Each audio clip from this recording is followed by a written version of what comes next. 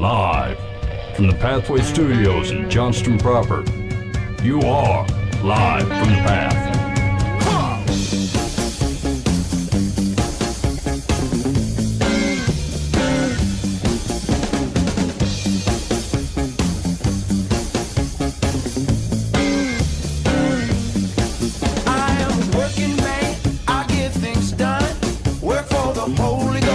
You are listening to Live from the Path at livefromthepath.org. Come in, friend, and know me better.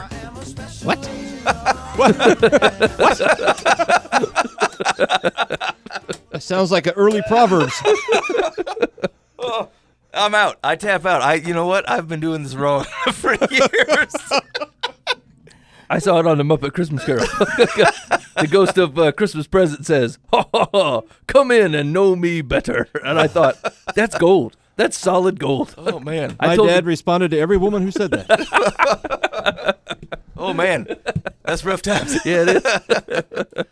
All right, you've been listening. Well, I mean, just for a few seconds, I guess. But thanks for listening to Live from the Path.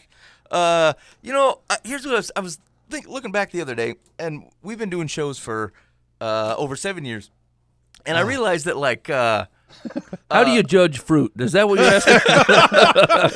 Let's end this conversation right here. How do you know if the Lord's in something? Shoot, I had something less apocalyptic than that. So it was around trying to keep events, right? So what's the context? If I listen back 40 years ago, we're blathering on about something or other that's going on in the news or something, and it's hard to keep the context of what's happening around you as things continue to progress on. And so, Mike, I was thinking that you should do some sort of time, like a weekly recap of all the things that happened in the week, so that I can sit it within the right context. Yeah, that's fantastic. Yeah, because here's the thing: is I don't take in news, and so if it's gotten to my ears, it's got to be big. It has to be affecting multiple people in deep ways. Otherwise, I will not have taken it in. Yeah, that's a good point. I have too much. Yeah. I multiple times I come home to my wife and say, "Hey, did you hear about something?" She's like, "No, I don't sit on my butt all day and look at news." I said, "Well, shoot, guilty as charged." I signed up for satellite radio recently. Again, one of these 3 months free. I thought I'll take it for free, and but now I'm liking it. There's a particular Christian music channel, The Message. Yeah. That I thought, well, we do all those songs. Yeah, right. And I'm thinking, I don't hear any local radio stations do that kind of stuff. And I listen. Anyway, my point is, it's so refreshing. I'm not listening to news. I'm not hearing people say really dorky things that sometimes are on Christian radio stations. Yeah, right. It's just music. I thought I would play that music. And anyway, that's been a lot of fun. Enjoyable. So I've made 2 recent drives back and forth from Des Moines to Minneapolis, and they happen to have given me vehicles that still had the satellite radio, and it's fantastic. Like, those drives go a heck of a lot faster. Yeah. When there's good, there's a jam on channel. I mean, and every song is 25 minutes with a bunch of hippies that go rocking on and jamming for 20 minutes per song. Sometimes I do the blues. Hey, they used to have more than one blues station. So B.B. King's Bluesville is on there, and there used to be like a modern blues thing, and then some I don't know, Lead Belly's greatest hits on all the time on there was 3 blues stations, and now they're just down to 1. And it's a little bit more dicey. I think it's good 70% of the time. Yeah. And then there's some shifty blues, and you're like, I don't know. Anyway. Yeah, I mean, one of our guys he bought a radio at a garage sale.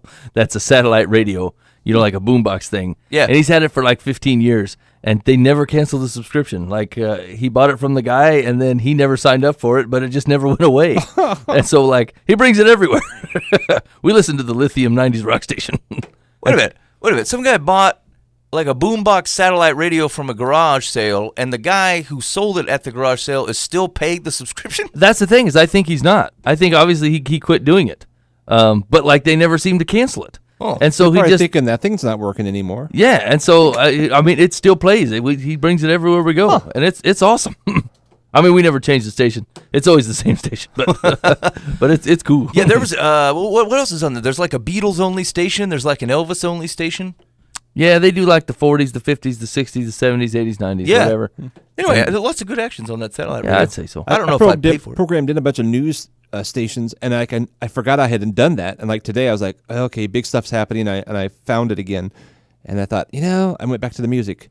Oh yeah, right. Like, I mean, So actually, this ties in a little bit because we were having a conversation with a guy at work the other day, and me and this other kid that has he's got satellite radio, right? We tend to listen to either the 90s alternative rock station most of the time, and the guy that was with us doesn't, and he's like, this music gives me anxiety. It makes me angry, and like it just seems to be so angry all the time, I'm like, man, I swear I didn't even notice, but then I was thinking about him today when I was scrolling through my Facebook, and I'm like, Facebook makes me angry. Like, I just read it. It gives me anxiety. It gets me worked up about things that, like, don't affect me in the least, like, even pro or negatively. Like, it does nothing but increase anxiety and pain in my life. It's no wonder people go on Facebook fast, and they're like, you know what? I'm just out of this for a while. I can't do it. It's like wanting to be in every conversation that was ever had. Yeah. Like, after a while, it's just got to wear you down.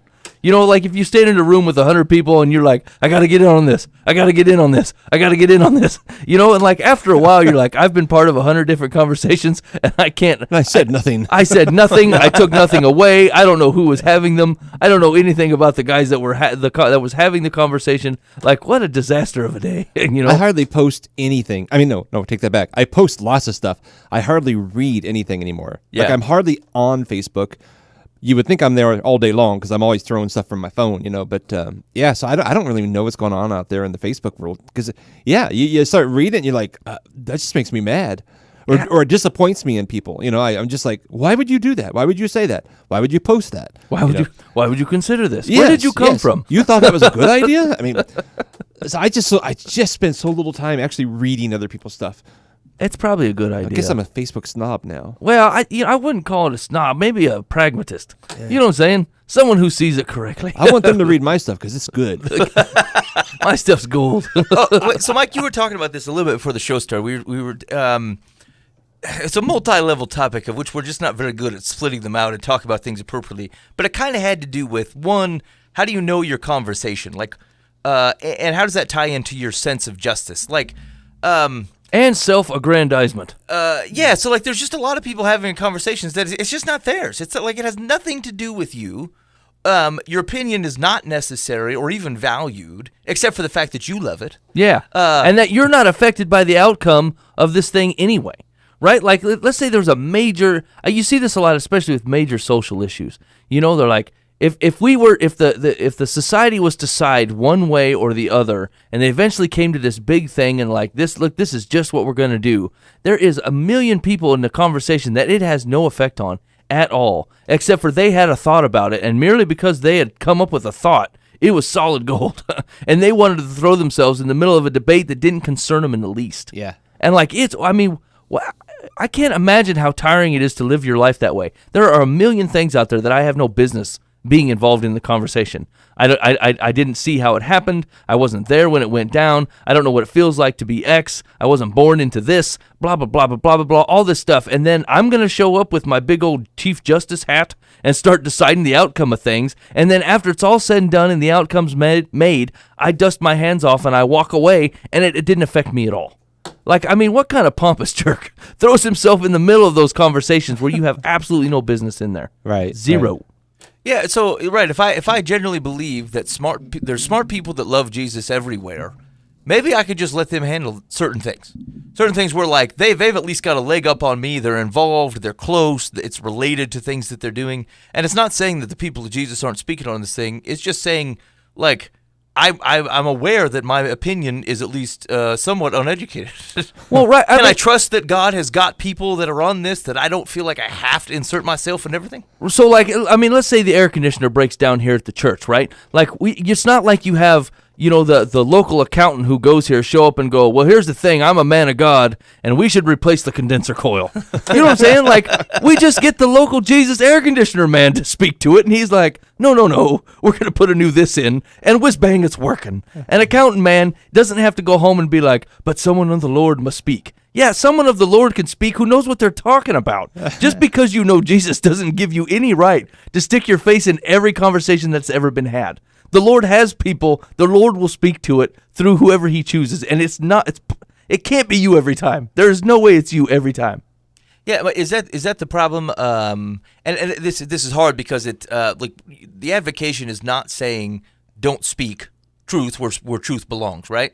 But I think the question is that like, can we rely on one is probably a matter of effectiveness or efficiency. Are you the right person to be speaking on this? Yeah, and are you capable of looking at yourself rightly to decide whether you're the right person?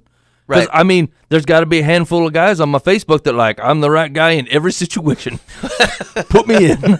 Right. So like, is there a like before you were just to speak of something, especially, the Reformation did this. It let everybody say, "Hey, you're qualified to speak. You should go out. Like we'll put the Bible in every house, and then everyone should be able to speak on everything." And there's probably a recoil of discernment that says, "Hey, you know what? You probably don't actually understand this as well as you believe yourself to, and you have no capable level of discernment, and don't seem to understand the responsibility that's associated with you saying the things that you're saying, or trying to represent Jesus or Christianity as a whole." By opening up your mouth in this circumstance, right? Like, are you wearing the weight of saying, if Jesus himself were here, this is how he would communicate? Because I feel like there is, we're not taking responsibility for the position that the Christian holds to the extent that, like, if people, when I speak, if they hear Jesus, I feel like I'm a little bit slower to speak to make sure that I'm speaking in a way that's consistent with my walk with Christ. Yeah.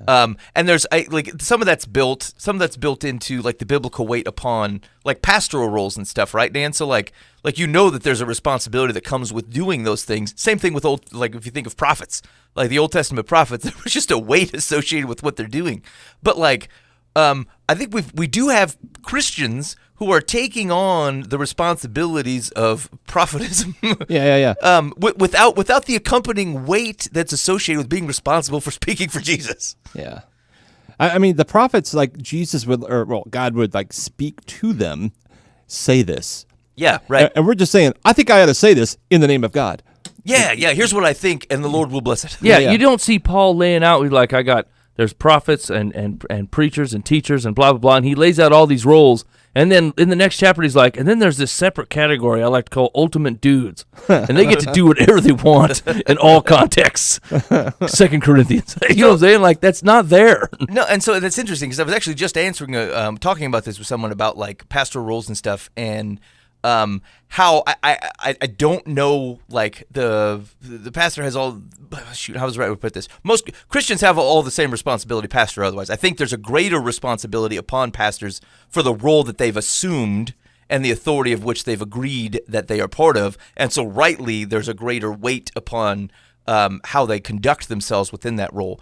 But generally speaking, I can't think of very many things, if any, where I would say, this is something that only pastors do. Right. Christians don't do this at all, right. But only if you're a pastor. So if that's the case, I guess I'm not saying that you have to be, say, prophet, priest, king type of fella to be able to speak. But like as you open your mouth and think that you're going to share with something in the world and you are proudly waving a banner of Christianity saying, I follow Christ, like, have you actually associated the things that you're saying with the weight upon saying this is what Jesus would also say? Because if there's not a pause in your voice or in your fingers before you go firing something off in social media or in conversations in general, then I would submit to you that perhaps you're actually not thinking through the weight that comes with saying that you represent Jesus in this situation. Because it's bigger than that. And it's not just your opinion that says, well, because I've read the Bible and I feel like I'm well informed, I can speak to this and say that Jesus would agree with it. And like if whatever pause, I don't care however long it takes, if it's a month or 3 years for you to get comfortable with the fact that you've rightly discerned this before you start acting like you're appropriate to speak on God's behalf, I feel like the pause is appropriate. And I think that's what we're missing is we are so quick to want to speak to something, and I think rightly motivated to say how do we think of these things through true perspective. But I think Mike, you're right that they're the guys that are jumping in every conversation.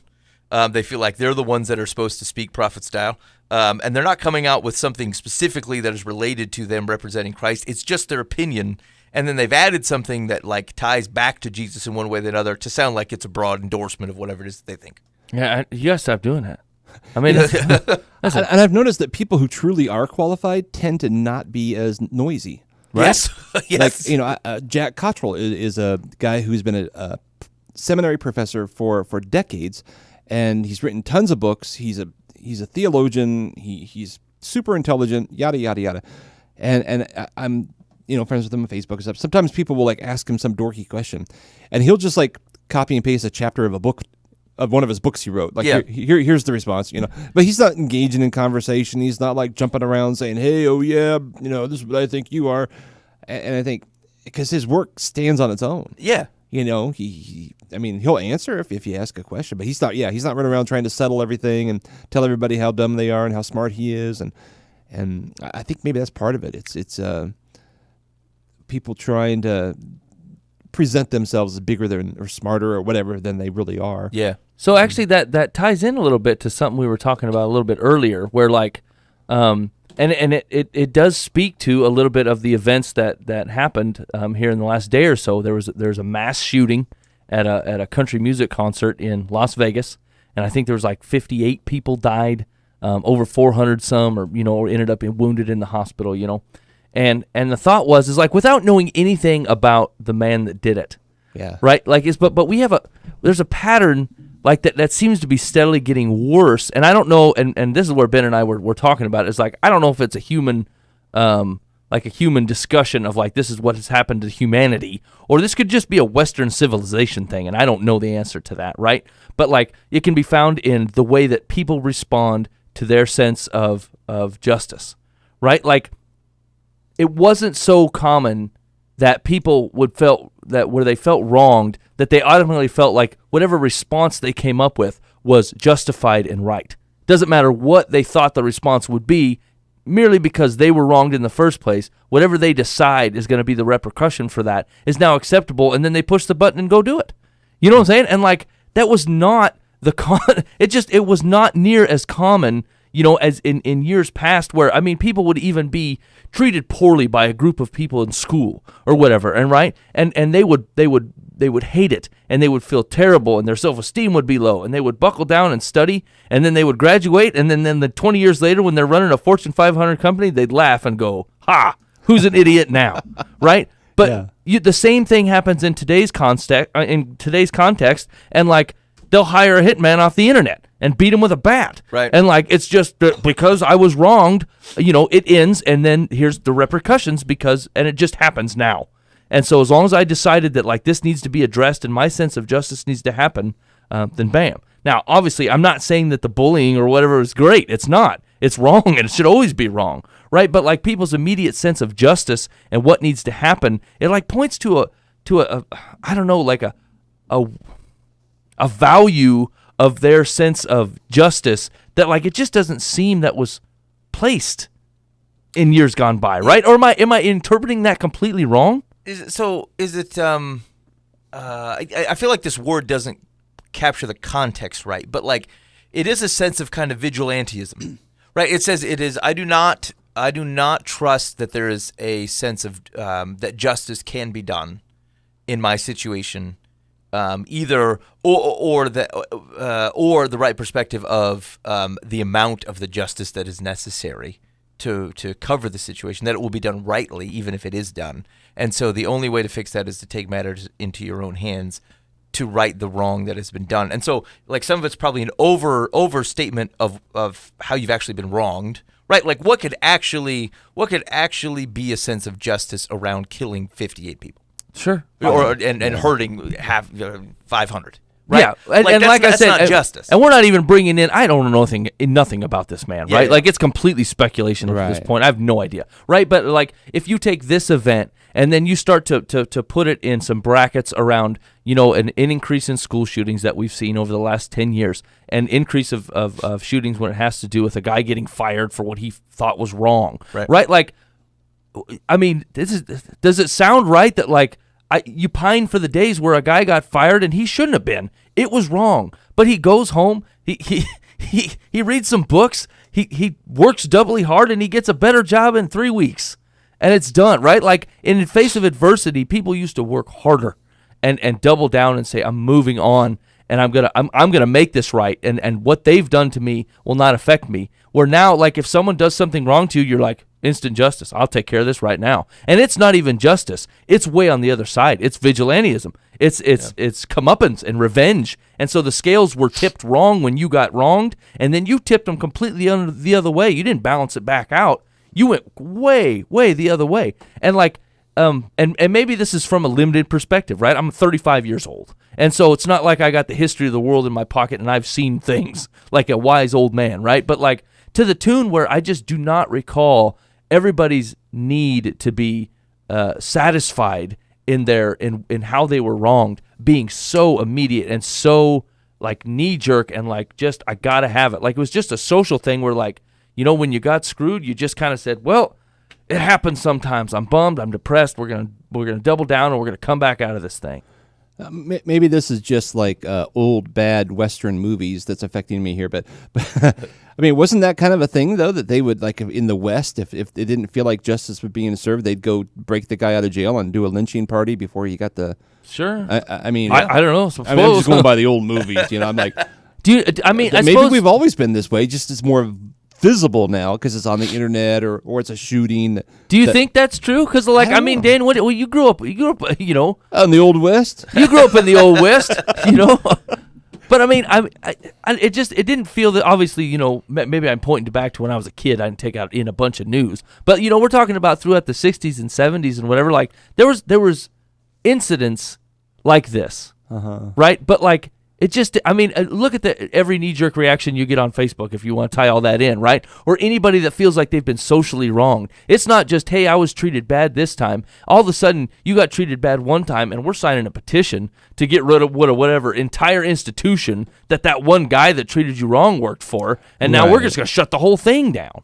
Yeah, there's been an evolution for sure of some sort, of societal evolution, and you just wonder how far can that go? At what point does it reset, or do we just collapse? I really don't know. Why can we be this individualistic and still have a democratic society? Yeah. You know, like, and actually Ben and I were talking about this, and I was mostly talking about this, so if it doesn't have any theological heaviness to it, Ben actually wasn't part of the development, right? But like, he was politely listening. It has to do with like the way that people, you know, almost insist on having, like we like to call it a personal relationship with Jesus Christ. You know, like I want God to talk to me directly, and I want Him to have a this for my life and a plan, and like there is very little biblical basis for God addressing individual people. Right, when it comes to what He has going, He will talk to individual people, but usually say, tell everybody else. I'm going to tell you this thing, you tell everybody else. Not like, hey, I've come to talk to you, Jacob, here's the individual thing, you know, blah, blah, blah, blah, blah, blah. He says, here's what my people are going to do. I'm going to deal with my people as a whole, right? And like, some folks get really frustrated with God when they're like, He just doesn't speak to me in a direct, you know, personalized text that would be just for me. And I'm like, hey, you know, yeah, I mean, I'm not saying He doesn't do that, right? But like the general way that He deals with His people are with His people, like as a whole. And like it's almost starting to lean towards, even within Christianity, that like, you deal with me on an individual basis, Lord, or you don't deal with me at all, and I'm out. And so like that falls right in line with that same individualistic thing of when someone gets wrong, they're like, you know, whether they've helped 80 million people, if they've wronged me, that whole organization needs to go down. It's junk. And same thing, like, I hear what Jesus Christ is saying, but if He's not willing to answer this prayer in particular that I've asked Him with my name as Mike Foust, and He doesn't get back to me directly with the saying to Mike only, then, you know, I'm out. And like, that's just not the way that God tends to interact. I'm not saying He doesn't. He will interact with people on an individual basis. But like in Scripture, you don't see very much of one man. Here's the deal. He'll talk to one guy and say, I want you to tell my whole people about this deal. You know, but like it's not and by the way, pick up Bob and tell Bob this specific thing about his horse and it's going to be fine or whatever, you know. Mm-hmm. So anyway, I was trying to wrap those two things together and figure out if maybe it is just a Western culture thing, you know, that's starting to move that direction, or, you know, I don't know. I was just trying to figure out that like, I you know, what the response to this thing is, what the thought process to this thing is, and like, what the heck did a guy decide that like he just gets to do what he wants now? You know what I'm saying? Like all social decency and all thought processes of like, I realize I've been screwed and I'm hurt and I have pain, but like you get to inflict that on 500 people? Like there was just, it felt like there was just some type of level of decency where like one man would take it for the team in that instance. I got fired, or my wife left me, or I'm broke. And you're like, there's no reason to spread this misery. I guess it'll just sit on me. I'll take to drinking, and whiskey will be my friend. And like, that's how they used to do it. You know? Yeah. So it's. I was trying to find words that would kind of properly categorize the thought or the question, which is what does it look like where you move from communal senses of responsibility and justice to individual senses of responsibility and justice, where the definition can change by individual, right? Because isn't that the problem? Is the sense of right retribution, if you allow, if you do that communally, say the United States as a whole, as a country, we agree that the punishment for this type of action, for this type of crime, is this type of punishment, right? That's how we react. But in a country and a belief system and a structure that says the individual is valued, important, autonomous, and elevated. When that obviously seems to translate to people's certain sense of individual justice, right? Like, this actually goes back to the Western point. We said that this will be the punishment for the crime or for the way that I personally have been treated. I feel it is insufficient. It is not to the extent, it doesn't rightly address my grievance. And so I do not trust the community as a whole to rightly punish crime or the way that I've been treated. And so I must deliver some sense of justice to that. This is my way to fix that. And so, and I think that is probably the best possible way to describe a line of thinking there. What is probably more in focus is simple blind hatred and evil, right? So like, I think we can't take hate and evil off the table. It is just there are people who they're not thinking, oh, I've just been mistreated. Although I suppose that most of the school shootings, right? Like you can tie it back to some guy who feels like he was mistreated, and his right sense of justice says I can shoot as many people as I want. That's the right reaction, or that is the proper reaction to how poorly someone has made me feel. In addition to the fact that like I've coupled them into also kind of hating the institution of which now individuals are paying for it. And so it's kind of interesting to think about. It's really when people start individualizing their responses to things and saying, I don't trust us as a people to make a right decision. I'll take this into my own hands. And then you're subject to whatever is right in their own eyes. Yeah. Right? And that's where you run into some serious risks. And you can't, we were talking about this before just before the show started, you can't out crazy. Right? Like there's not a level of preparation that says, I think within the realms of reason, the right sense of justice says that guy should have gotten the chair, but he got life in prison. He might try to kill the man. But like not kill 58 people and not, again, without context of that particular shooter, but it's the thought process that says like, how are you going to anticipate the level of what someone believes is either A, just, or a proportionate dispensation of their hatred or evil within them to otherwise perpetuate upon a world of which they're not even trying to play part of the community anymore, right? Like you've obviously taken yourself out. You're saying, I'm not part of this anymore. Right. I am enacting justice upon it or showing or providing a judgment upon it. That's why I hate it. And so that I'm going to do X, Y, or Z in reaction to that. And so it's extremely difficult because it implies that like you have to be able to trust the community that you're in to otherwise treat you fairly. And if you do not think that is the case, I think to the extent that you say that maybe it's a Western thing, Western cultural thing. So I do think Eastern cultures are more prone to submit to a community. It's not exclusive, right? But they're just because they live more communally. I think they are more prone to that. Western society, because we elevate an individual, they can easier get in their own mindset and be separated from it, and then find that valuable and say that it is right and good. When otherwise, community might help restrain that to a certain extent in some other cultures. Well, it's just I don't know. I mean, once again, I don't know that you can boil it down to a sociological conversation that's going to make any of that make sense. Any of those events make sense.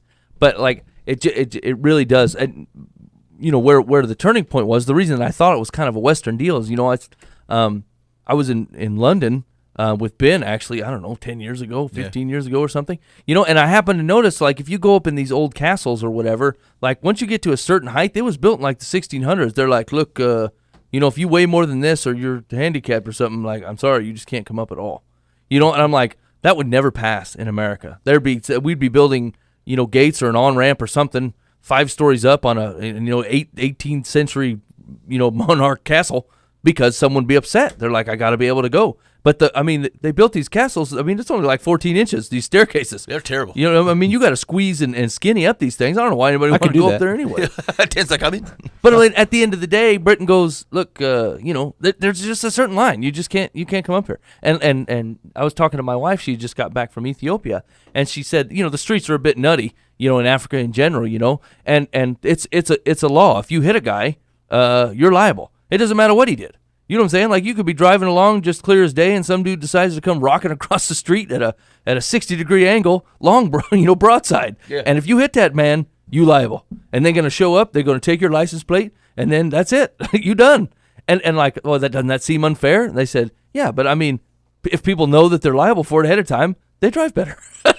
and so, like, is there a possibility of a guy getting screwed? Some drunk doofus comes out there back rolling and runs into you while you just driving along like normal. Yes, there's a good possibility you're going to get screwed there. Is there anything you're going to do about it? No, because them's the brakes. You know what I'm saying? Don't hit a man. That's it. And like their court system's cleaner. So like at the end of the day, what am I saying? Like what I'm trying to say is like where I would want it to be the whole world's getting more individualistic with the ability to have social media where like I put out what I want, I take in what I want. Very much like we just talked about. I can put out whatever I want, and you can't force me to take in anything you're saying. And so that means that I get to purvey and color anything that I want the world to know about me in exactly what I want it to know. And so that's available to the whole world, individual style, right? But like there are still broad societies that are like, look, handicapped, overweight, sorry, you can't come up here. Hey man, it's just simpler for us. Don't hit a man. If you hit a man, you're going to jail. And that's it. We're not in the individual rights thing. We're saying it's easier to prosecute and keep the place clean if you know that if you hit a man, you go into jail. And then everyone slows down and everyone behaves correctly. And so it's not fair, but it does keep the thing in line.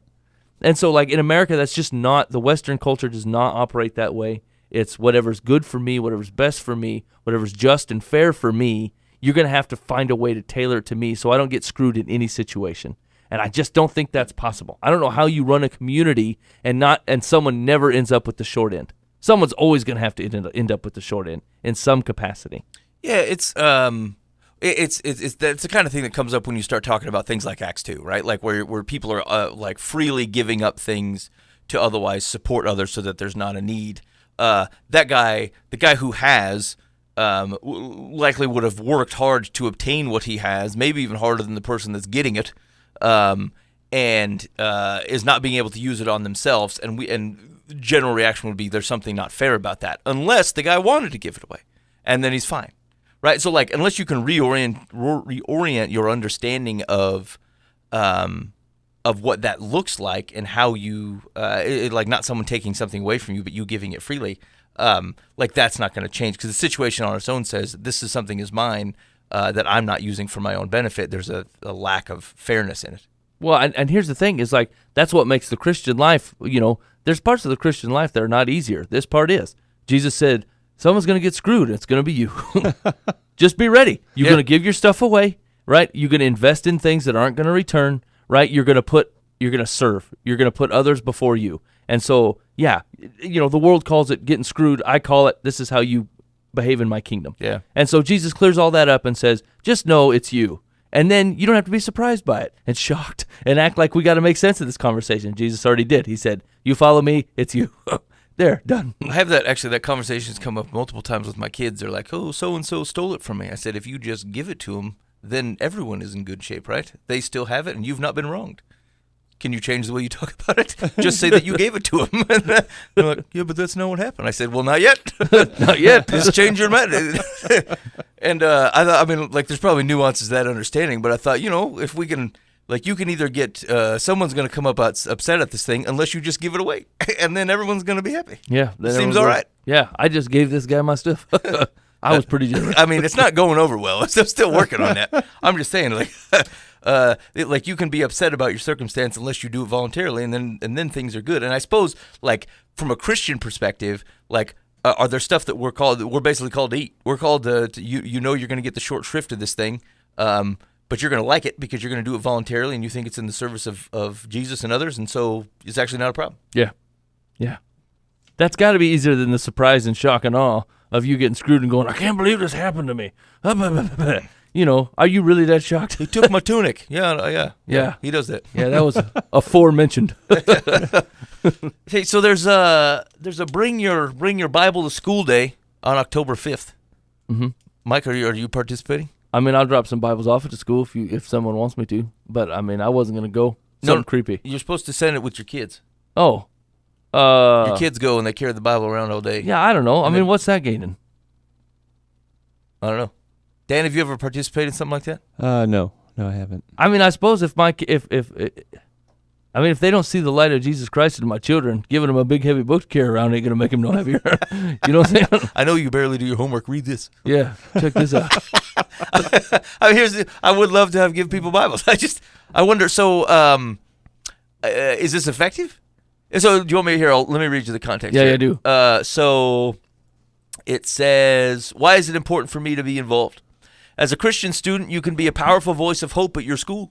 In the Bible, it's often young people who lead the way for the rest of their culture by providing an example of spiritual boldness and taking a courageous stand for their beliefs in God." Mike, can you name 2 examples? Any examples? Of people carrying around scrolls? Young, specifically, that are providing an example of spiritual boldness and taking a courageous stand for their belief in God. Young people in the Bible who did that. David did it. Dan, can you think of any? Daniel. Dan's in for Daniel? That's 2. That's what you asked for. Okay. Shadrach, They gave Meshach. Daniel and Esther. Esther. Daniel and Esther. I mean, I suppose. I mean, David's better, I think. Which tell the stories of a young man and woman who, despite their youth, had the courage to share God's truth and love with an unbelieving culture.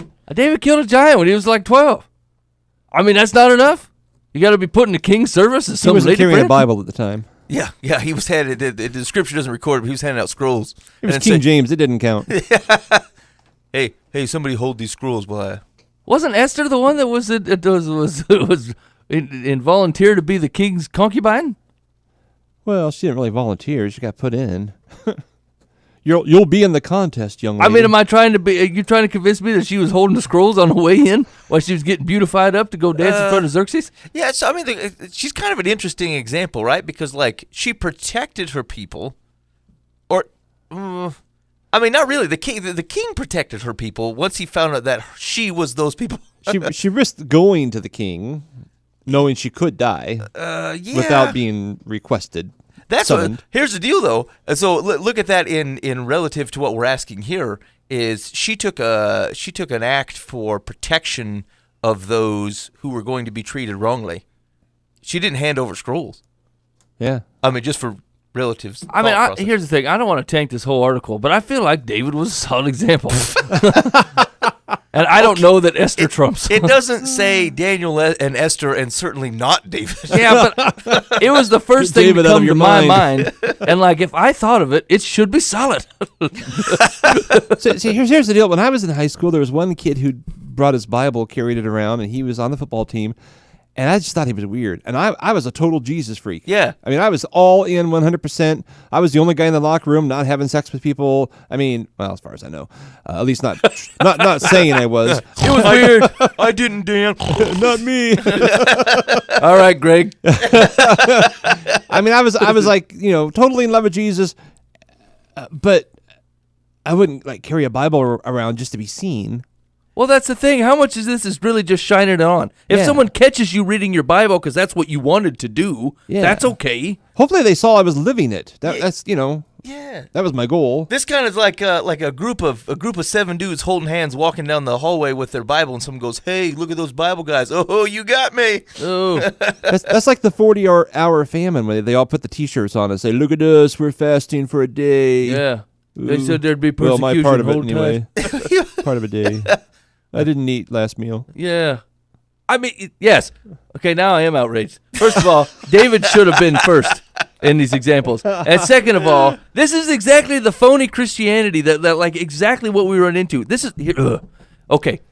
Well, This it's is- phony courage. Well, here's the thing. This Yeah. That's a good distinction, right? It doesn't mean they're not Christians. It's just like we're being bold in places where boldness is not necessary. But I mean, Yeah. is that even what boldness looks like? Boldness doesn't even look like you carrying your Bible. That is not that bold, right? It's you and a book in a protected nation showing up with the Bible in your hand, and the worst someone's going to call you is a Bible beater or a Jesus freak, and you're going to be like, "Oh, I'm so defeated." I mean, I won't sell you muffins. Yeah, I feel wounded. Oh, come on. You know, like these are exactly like the phony setups that like you wonder why our youth has no faith of their own and they get to college and bail, right? It's because you tried to have this as being one of the things, like the 40-hour famine or this thing, and you're like, this is what makes us a staunch, strong Christian. You know what makes a staunch, strong Christian? A guy that follows Jesus. And that's hard enough, right? And loving people in response to the love that you receive from Christ. You find guys that can do that.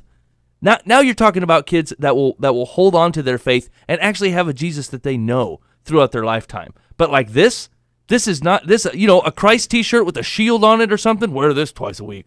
You know what I'm saying? Like that is completely. That's not even actual byproduct of knowing Jesus. That's what I'm saying.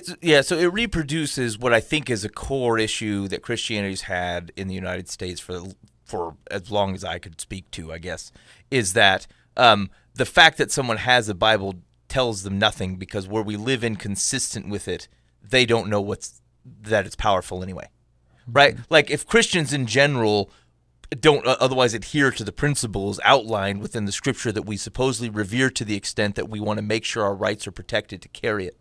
But if we simply take it in as literature, we might as well be carrying around the Catcher in the Rye. For as much as someone goes, oh, hey, that guy that has a Bible, by the way, he's also a real jerk. Yeah. And so inherently, I will connect this man and his jerk behavior with the scriptures, right? So like, because we're not living it out anyway, the fact that the Bible is there it doesn't actually make a statement for you. And to the extent that you are living it out, whether you're not carrying the Bible is irrelevant, right? So like the core of the thing is, if you're otherwise following Jesus in your words, actions, deeds, and relationships, whether or not you are seen holding a Bible is a non-distinction. Yeah. So like, I got two solid examples here. Is one, you're talking about the guy, that carries his guitar in his back everywhere he travels in high school, right? Yeah. Like, okay, dude, you in a band. You know what I'm saying? You get it. He's only wearing that guitar because he wants people to know he's in a band. Yeah, right? Yeah. And so like that, you're basically doing the same thing with your Bible. Two, I went to high school, or maybe it wasn't even quite high school, maybe up to junior high with a gal. She had to be the absolute nicest girl I've ever met in my life. And I had no idea that, and I found out years later that like she was the daughter of a pastor, right? And like, here's the thing, is like after meeting her and figuring out that information, and here I was, 10, 15 years later having girls of my own, I thought, I can raise girls that love Jesus and are kind, and they're fine. They don't have to be the hated worst people in high school that take nothing but ridicule. Everybody loved this gal. She was super nice to everybody, right? And it was because of her faith in Jesus Christ and the fact that she grew up in a family that loved her, right? And like, but like, the honest byproduct is you love people. That's what the byproduct is of following Jesus, right? It's not that like as soon as you get baptized, all of a sudden the Bible just kind of magically appears on your side and you just cannot shake it. Like the byproducts of following Jesus are the byproducts, and any attempt to act like they're something different is completely dishonest, and you're not building an actual faith in anything. Like I don't think you're doing your kids any good at all by pushing this whatsoever. Push them to be the kid that loves everybody, and the kid, and then guys like me will go 20 years later that like, oh no doubt she was a pastor's daughter. No kidding. So that was a Jesus thing. I thought that was weird that she was so nice to everybody, and then it turns around and emboldens my faith as a dad that says I can raise kids that love Jesus and don't have to be social outcasts or the worst people, convicting, stern, overbearing, conservative jerk faces. They can just love people and it will stick with them. And so like, I don't see the benefit of this at all. Zero. In fact, it kind of makes me mad.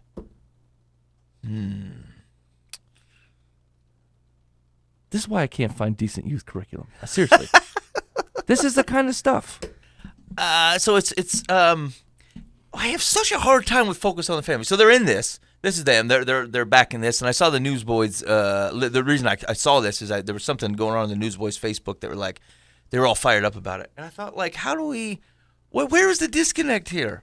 How do I keep running into people where I'm like, yes, we agree theologically, this is the right way to look at the world. And then the reaction to that same world is such like suspenders, like and thick glasses. Like, I don't understand how you can.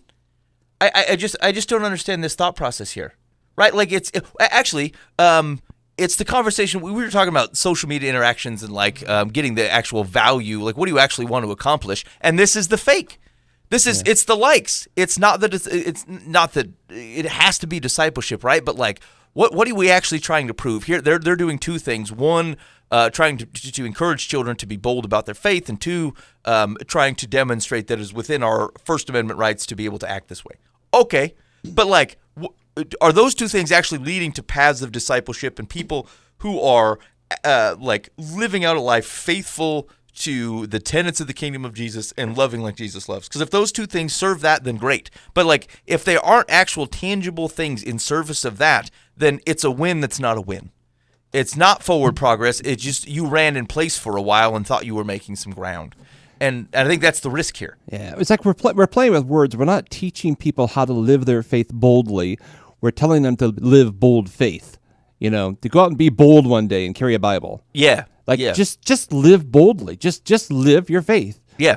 And then everything else falls in place. Right. Then you're sharing your faith. You can't help it because people ask you. I mean, it's just it should be an overflow of who you are as a follower of Jesus, rather than a gimmicky thing you do one day. That's right. That's a perfect explanation of that. It should be absolutely an overflow, a genuine overflow, right? Yeah. Like, I mean, here's the deal. I know people that love Jesus that carry their Bible everywhere. Mm-hmm. It is the most tattered, beaten up looking thing. It's barely holding together. And they love Jesus and they pursue him through that, and that's what they do, right? I know other people that love Jesus and they have tattered and messed up pants because they are praying all the time and they are spending all their money on coffee with weird people, right? And like, neither one of them, that's the overflow of what God created them to be. Yeah. And neither one is a poster child of being the guy that carries a Bible and like wears a press suit or something, right? Like, it is exactly an overflow of the heart issue. And I've never seen anyone's heart overflow with a shiny Bible walking around high school. Like, I've not seen it. It's always overflowed in how you deal with people, how you deal with relationships, how you honor God in the way that you act and the way that you carry yourself. And like, anything other than that is a phony faith that I'm promising you are contributing to our youth bailing when they get to college. You are adding to it with this. Yeah, because they get to college and it wasn't real. That's right. It was never real. Yeah. Like, if you, I'm slightly high horse here, but like, here's the thing: is like, you want to captivate youth. First of all, you have to give them the keys to a faith, and they have to own it. It has to be their own, right? And secondly, you have to stop lying to them.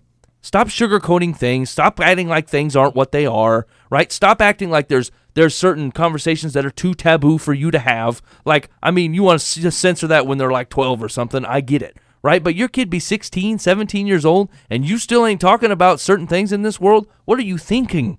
What are you doing to them? They're going to ask you a hard question, and you are going to give them a hard, awkward answer. And like, you owe that to them. You're trying to send them out into a world backed by the Lion of Judah as they go. They have nothing to fear, and you're acting like they have something to fear by withholding the world from them. Please stop doing that. As soon as they leave the comfort of your house and your church and meet any type of resistance, they'll realize that you set them up on a phony Bible day, and that their whole faith was wrapped up in that. And then Jesus becomes like a foam finger at a basketball game. They really want it to be true, but it turns out at the end of the day, it doesn't hold anything. And like, you've got to stop doing that. My daughter's in college now, and she tells me that she is amazed the number of kids that come into college who came from Bible families, but it was the fakey stuff. Yeah. I don't want to say fake, but it was the surface stuff. Yeah. And they get to college and they are the wildest partiers there. Yeah. Because they've never learned to have their own faith, stand on their own feet. They weren't exposed to the fact that there's a world out there and all of this is out there. And she's always so grateful that I don't know what we did that worked, but it was she was aware of what was going on around her, and this is why we don't do what your friends are doing and that kind of stuff. So when she got thrust into this world, she's just like, oh no, not interested. Right. I mean, she already decided that. It wasn't like, oh, you mean you can drink this, or you can smoke that, or you Right. can, and it was disappointing for her to see that, kids, they're just wild, wild. And they probably all took their Bibles to school and wore the shirts. And That's the thing. And here's the thing. It's like when I'm lamenting youth curriculum, right? Like it's almost all centered around peer pressure, sex, and drinking. And and they want to beat on it, and they want to say, look, you can't do this, you can't have this. We're going to talk about what dates, you probably shouldn't even be kissing a boy at all until you're married and whatever, and blah, blah, blah, blah, blah. And you've boiled an entire complex human down to 3 things and then told them no, no, no, right? And so, instead of saying, look, sex is awesome, God created it, it's really actually pretty cool, it's just not set up for you until you find the man you want to live with. And you know what? At least tell him that, right? Like, I got kids that are so afraid to talk about sex at all because their parents don't want to act like it doesn't happen. Yeah. What do you think happens to that kid on his wedding night? Yeah. He's scared to death. He's been told his whole life that it's bad and wrong and gross, and then now you got 2 Christians. Let's say they made it. Let's say they muscled through it and they held through and they're virgins when they go to get married, and then they walk into that room and go, I've been told my whole life this is bad. Right. And this feels dirty even though it's awesome. Right? And they don't even get to awesome till 10 years of working through the guilt that got dumped on them in church their first 15. I'm so conflicted about the breasts of her youth. Yeah. I like that, but I don't feel like I should. That's right. We're doing this wrong. It feels guilty and wrong. You know what I'm saying? And and once again, I'm not saying sex is the big sell here, but Right. it's the same thing with drinking. It's the same thing with peer issues. It's the same thing with how to deal with everybody. I swear we spend so much time working on moral boundaries and saying this, this, and this, where I feel like I can probably teach youth curriculum straight out of the Bible itself. And as long as you craft someone to know and love Jesus Christ, he loves those kids. He's working on it. You know what I'm saying? It's not like it's any shock to them that you probably shouldn't be having premarital sex and you probably shouldn't be abusing alcohol, right? These are not shocks to people that grow up loving Jesus Christ. Right. And so, I don't know that you got to get out this big list and make this big hairy deal and make these rules and, not have any grace for when they screw up and try to assert a little bit of freedom trying to figure out if God's actually true. That's how you test God sometimes. You sin a little and go, oh, whoa, no. God was right. God was right. That's not me. Everybody does it. Everybody says, do I really believe what I say I believe? And generally their reaction is to get a little freedom in there and try to do something they shouldn't. And then they'll get about halfway through. And if they really love Jesus, they go, nope. This separation is no good. This is not going to happen for me. And they turn tail back and they show back up. But you at least owe your kids that, right? Just give them a faith in Jesus Christ and skip the constant peer pressure and pictures of dudes smoking weed and seductively dressed gals. And come on. The kids are smarter than that. They deserve more than that. And you boil them down to just this simple, stupid Bible day. And I'm begging you to quit doing it. Please don't do that. Yeah, I think and that's the broad point, right? Even Bible Day and your memorization of stories or your understanding of straight rights and wrongs, my lens for a generation who actually knows how to read the Bible and use it, right? Who aren't just floating in the breeze here or being tossed to and fro because they know where to find answers, they know how to understand them, they actually know how to take in Scripture and be comforted by it. Think of it this way: is when we look at the much of the Old Testament, you've got generations of people who are comforted by these words, and we take in 2 lines and we're like, I have no idea what this means, and it means nothing to me, right? And I'll move on with my life. And I'll grant that it might not be your specific situation, but the God that was in it is a consistent God, and so can we understand how He works? And then you can understand what that means for you. And so, I've found a lot of value reading the Old Testament in kind of a fresh light and saying, you know what? Actually, that has a lot to do with me, what he just said there. and so it's the thing is it is not. Can we use the Bible as a tool as a message of hope and as a message of truth, as opposed to a propaganda piece, just so we can assert that we are just as protected under our First Amendment rights as the gay and lesbian community, right? Great. That's really what you're proving, isn't right? it? I understand that that's what you're after, but we're more remiss that we don't know how to use and understand and follow Scripture than I am as to whether you won a First Amendment argument. I hope you do. I think the First Amendment argument is worth discussing. But if I got to pick one, I'll take learn to use Word of God for 100, Alex, every time. All right. So let's put that conversation away, Ben. Yeah. I don't want to talk about that ever again. I know. I'm going to follow up on it. There's bound to be an output on October 5th or October 6th after they digest and all these kids do that. And here's the deal. There's bound to be 3 schools in the South where there was some sort of altercation. Yeah. And it depends where at in the South, because like 98% of the South's going to be like, yeah, bring your Bible. Everyone who doesn't have a Bible sucks. And then you're going to have 2% of the South like, we hate this. This is wrong. Yeah. Can I bring my phone? Can I show the Bible on my phone as I walk down the hall? Is that going to work? Yeah. Now you got a bunch of Pharisees walking down there trying to decide whether they can do a digital Bible app and whether it's going to count or not. Like, you got to be kidding me. All right. I think I had something else, but we're not gonna have time for it, so we'll hit it next week. Mike, you got time? We got any Dear Life from the Path? Yeah, I'm sure we do, man. To be honest with you, I hadn't really looked one up ahead of time. I got all fired up about that youth thing. Can I? That's my bad. Can I alter the material? There's a bunch of materials. They put so much effort into this thing. There's like a website and stuff. Can I alter the materials for Bring Your Bible to School Day? No. The posters and conversation cards provided on this site are designed to communicate a loving message in the most loving, respectful way. It is very important that the materials not be altered in any way, shape, or form. Hey, you know what the implicit thing is there to say? We do not actually trust you to communicate what it is to have a relationship with Jesus or to speak about the gospel rightly. You may only use the materials that we produce. They're so concerned that people will alter it in a crappy way, which I understand. But does that not highlight the underlying problem? We don't actually know how to use the Bible correctly, right? All right, you want to burn through one here? Yeah. Dear Life from the Path, I am 32, married with 2 young sons. Mm-hmm. Since starting my own family, I've grown closer with my mom as a source of support and guidance. The problem is, my dad seems to be jealous of the relationship I have with her, probably because I was daddy's girl growing up. Mom and I were planning on a girls' trip together, just the 2 of us, and Dad said my mom couldn't go because he was feeling left out. This was after he invited himself along on another attempt at a girls' trip. How can I have a close relationship with my mom without hurting my dad? Should I confront him? Yes. Yeah. Yeah, I don't know how else you're going to do it. Say, Dad, I love you. I love Mom too. Yeah. Grow up. I mean, how's ignoring it going? Yeah. She's pretty rough. That's too bad. This is a legit question. Blah, blah, blah. Something didn't happen like I thought it should. Should I say something? Yeah, no, I'd let it slide. I mean, I have adult girl children now who are daddy's little girls, and it's like I am thrilled when they suggest like a girls trip or something that bonds them together. I think because now they're learning how to be moms. Yeah. They need to have that connection with mom. Yeah, I mean, I can't tell them how to be a mom. Well, right, and how can you if two groups of people that you love more than anything else in the world, how would you not want them to spend time together and enjoy each other? Yeah. How selfish do you have to be?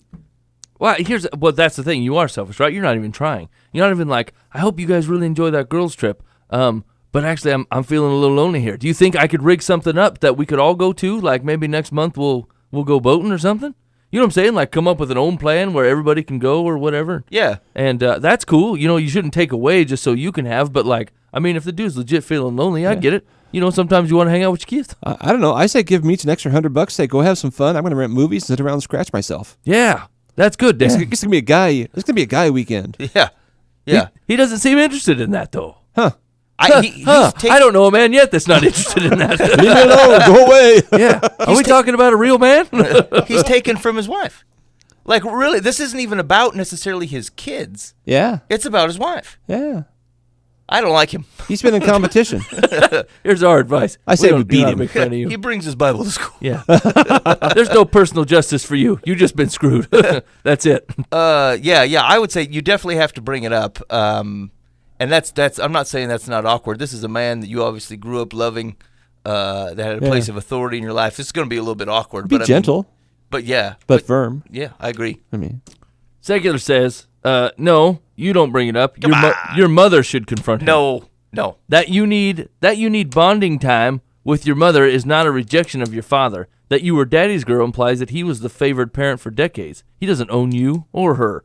Women need each other. And what your mother has to offer you at this stage of life is important. I hope the 2 of you won't allow your father's insecurity and apparently controlling nature to interfere. Yeah, I agree with everything else except for that you don't have the conversation. If you're an adult, I think you have the conversation. I think everybody should have conversations about everything. Yeah. Just let's just bust it out. Let's just have a conversation with a guy. What's the worst that's going to happen? I wouldn't even have Mom there. Yeah, I wouldn't be like, say, the three have the conversation together. Maybe the second conversation. Yeah. But yeah, she needs to just sit down with Dad and say, "Here's Dad, I love you, and I am grateful for our past. I need some Mom stuff. Yeah. That Can you seems tell me honest how and the fair. nurse?" What if he's like, no, you need dad time? No, Dad, I do not. Scratch yourself. Get away from me. Yeah, right. I actually think the mom conversation makes it worse. Which hey, here's the thing: this is you tiptoeing around. There's a marital problem here somewhere, and you're not going to solve that on your own. I think in a perfect world, the two parents would talk something out and they'd come to a right conclusion. But like something else is going on here where I just don't think that's going to work. So I think you're absolutely fine just having this conversation on your own. All right, let's do one more. Ready? Yep. Dear Live from the Path. Yep. I was recently in the bakery section of our neighborhood grocery store. Good. A woman came rushing in carrying a cake that had been at least 3/4 eaten and made a scene, saying the cake was terrible and demanding that she has been given a new one. To stop the scene, the store manager gave her a new one, even though she had managed to eat most of the terrible cake. Yeah. The next night, my husband and I went to dinner at a nice steakhouse. The couple sitting next to us ate almost their entire dinner before complaining to the manager that the steaks were awful and demanding their meals for free. Mm-hmm. Has this become acceptable? Something is wrong with the food? Shouldn't management be told after the first bite? It looks to me like these people are looking for a free ride. Well, not with you stepping in the middle of it. Why don't you keep to your own business? People trying to get free cakes. I mean, it's not really a problem question. Because, I mean, no, it's not acceptable. But, two, that doesn't mean people aren't trying to get away with it. That's what people do. Yeah. That's what's fraudulent. Like, here's the deal. Every crime is not acceptable. But people are doing it everywhere. Once again, though, doesn't it just come down to cowardice? Because if I feel like some guy was doing that and I was in the restaurant, I would have stepped up and helped the manager and be like, you ate the whole thing, bro. I was sitting here right next to you for an hour. You were talking about your kids and your cousin's birthday party. And then smile on your face. All of a sudden, 2 minutes ago, you hated the steak and it was awful. I saw the whole thing, buddy. Yeah. But she didn't do that. I mean, here's the deal. I would say it's really up to the prerogative of the store manager.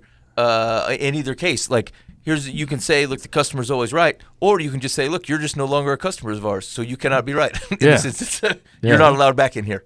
I reserve the right to refuse service to you. You're trying to steal a steak. Yeah, I'm never going to come here again. Well, you didn't pay for it the first time. You've been trying to steal a free meal. So, I mean, what are we out? You know? That seems like a win. There's a lot of guys, actually, that's it's interesting because some restaurant or like business owners regret our feedback culture because you can leave reviews on everything. You can go on Yelp, you can go on like your product websites, and people can always comment on like, hey, I didn't like this. But like you actually have the same platform, and you've seen a lot of cool business owners go on there where someone's like, hey, I was treated wrong, and the guy's, just to correct the story, you tried to feel up the waitress, and you took the urinal cakes. Yeah. So that's actually what happened, Steve. Yeah. Please don't bother coming back. And like they can kind of set the record straight. So like, here's the deal: if the restaurant don't care, then I feel like it's not your business.